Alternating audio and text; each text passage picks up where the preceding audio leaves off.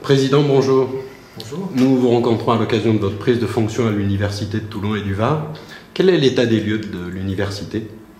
Écoutez, l'Université de Toulon, c'est 9000 étudiants, un peu plus de 9000 étudiants, avec un effectif qui est en légère croissance cette année, puisque nous avons, je reprends les chiffres exacts, 2,6% d'étudiants en plus par rapport à l'année dernière.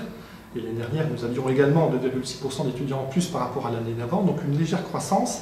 Ce qui est intéressant d'observer également, c'est que le nombre de néo-bacheliers, donc des nouveaux bacheliers qui arrivent à l'université, est en nette augmentation, puisque cette augmentation est de l'ordre de 12,5% par rapport à l'année dernière. Donc nous accueillons 12,5% de nouveaux bacheliers de plus que l'an dernier, ce qui signifie que naturellement, ensuite, et par voie de conséquence un petit peu naturelle, ces étudiants vont réussir ou pas, mais ça devrait contribuer à augmenter le flux de nos étudiants sur le campus. Alors, ce qu'il faut voir, c'est que nous n'avons pas comme objectif d'augmenter à terme le nombre d'étudiants de l'université pour atteindre une barre symbolique des 10 000 étudiants, par exemple.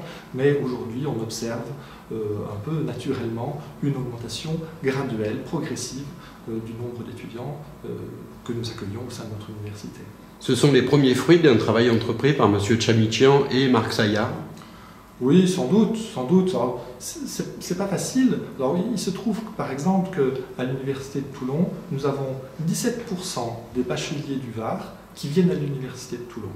Donc 17%, ça peut vous sembler faible, mais il se trouve que notre département est relativement long, et que certaines villes qui sont proches des Alpes-Maritimes, les élèves, les bacheliers vont plutôt à Nice ou plutôt à Marseille pour les villes qui sont plutôt du côté de Bandol, Saint-Cyr, etc. Donc il n'est pas facile pour nous d'être toujours très captifs pour l'ensemble de ces étudiants, mais nous y travaillons. Nous travaillons à créer des passerelles, une proximité plus grande avec les lycées.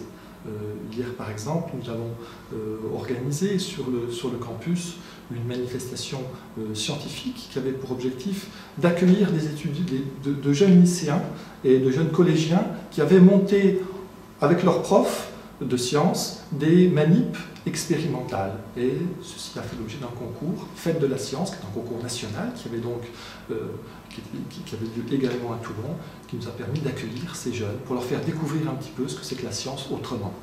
Nouvellement élu, quels sont selon vous les enjeux pour l'Université de Toulon? Alors, durant ces 4 prochaines années, nous allons devoir affronter un certain nombre d'enjeux. Le premier enjeu, c'est sans doute celui de l'accréditation.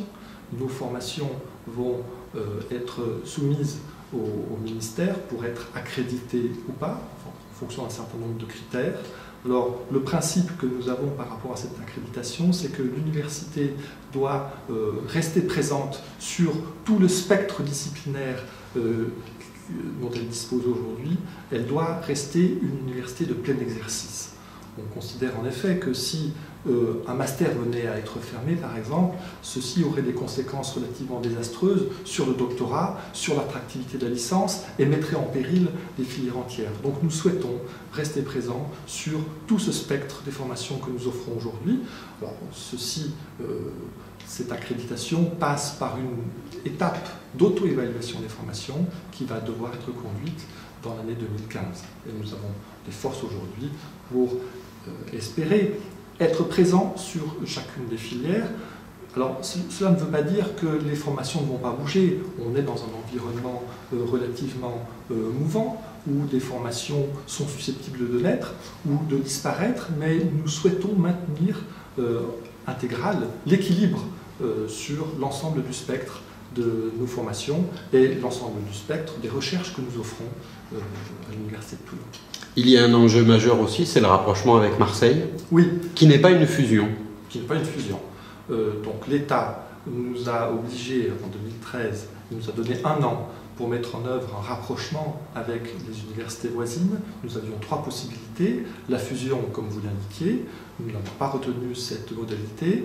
La commu, qui était une communauté d'universités, c'est-à-dire une université un peu ombrelle, chapeau, qui aurait chapeauté l'université de Toulon et de Nice. Ce projet n'a pas été retenu non plus et nous avons choisi une modalité qui est la modalité de l'association avec le site d'Aix-Marseille Université, site qui comportera l'Université d'Avignon, Centrale Marseille, l'IEP d'Aix et l'Université de Toulon.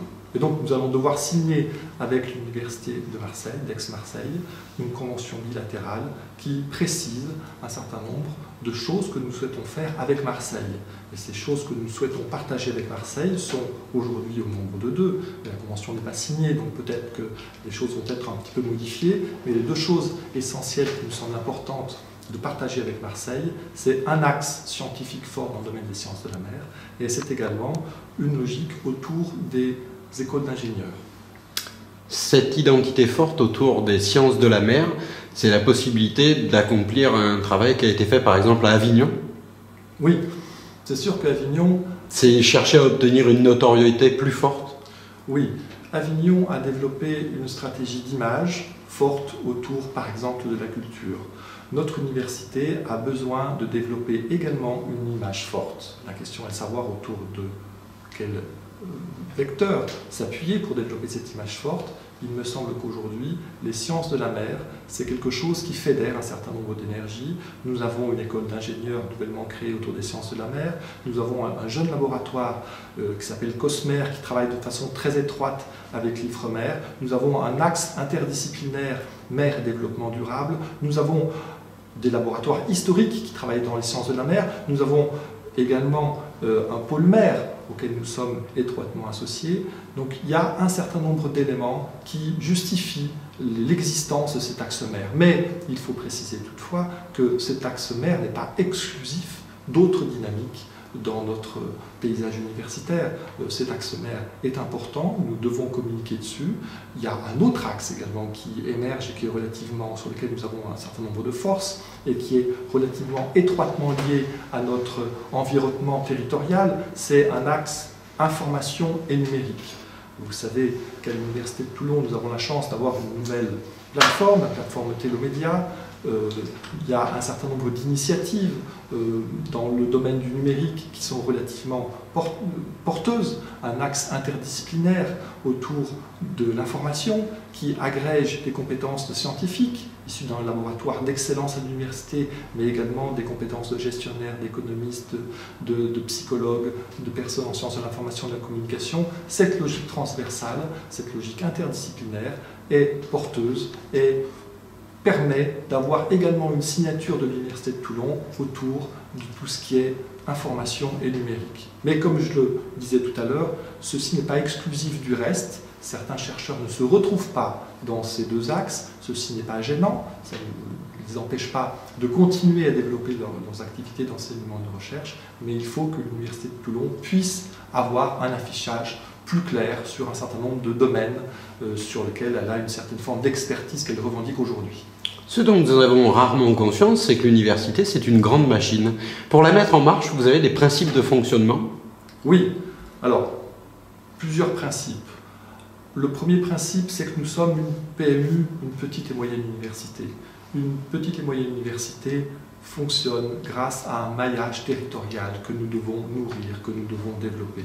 Cela signifie que ce que nous proposons à l'université n'est pas déconnecté de ce qui se passe dans notre environnement. C'est la raison pour laquelle nous avons mis en avant cet axe sciences de la mer, par exemple, parce que la science de la mer, il est porteur pour notre environnement économique. Pareil, l'axe information numérique dont je vous parlais tout à l'heure. Nous avons un vivier d'entreprises, de start-up présentes sur la région de TPM, sur notre région, et à TPM en particulier. Donc nous travaillons ici en synergie avec des partenaires extérieurs. Donc c'est un premier principe qui est le principe de l'ancrage territorial fort. Un deuxième principe, c'est celui d'une logique ascendante. Je veux dire par là que parfois dans l'administration, on prend des décisions un peu descendantes, qui vont du haut vers le bas et qui s'imposent aux acteurs sans être forcément bien vécues, bien comprises, bien partagées. Dans une université, on a affaire à des gens qui sont libres, qui ont choisi ce métier parce qu'ils veulent une certaine indépendance et qui n'ont pas forcément toujours envie de se voir imposer des choses du haut. Donc il me semble qu'un modèle de gouvernance qui repose davantage sur une logique de co-construction par les acteurs, c'est-à-dire que le changement vient du bas, le changement est impulsé par des réflexions de collègues, par des propositions, et ces propositions sont reprises, et ensuite elles sont proposées à l'ensemble de la communauté. Je pense que c'est un principe relativement sain dans une communauté qui doit fonctionner selon un principe démocratique. Il y a peut-être un sujet qui va s'imposer à vous, c'est l'équilibre financier. Oui. Alors, l'Université de Toulon est dans le vert et respecte les grands équilibres aujourd'hui. Il est important qu'elle reste, qu'elle satisfasse à ses obligations en matière d'équilibre financier, dans la mesure où ceci est la garantie qu'elle puisse conduire dans l'avenir une politique volontariste dans le domaine de la recherche et de la formation.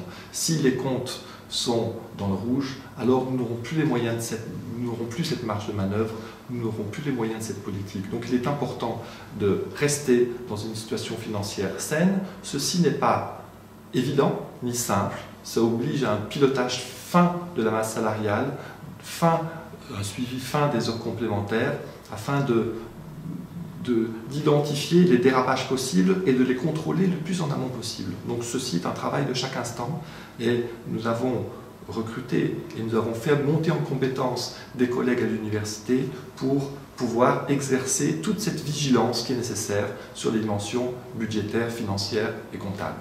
Bien écoutez, Président, il me reste à vous souhaiter bon courage et si vous le permettez, nous viendrons vous revoir régulièrement. Bien volontiers, merci beaucoup.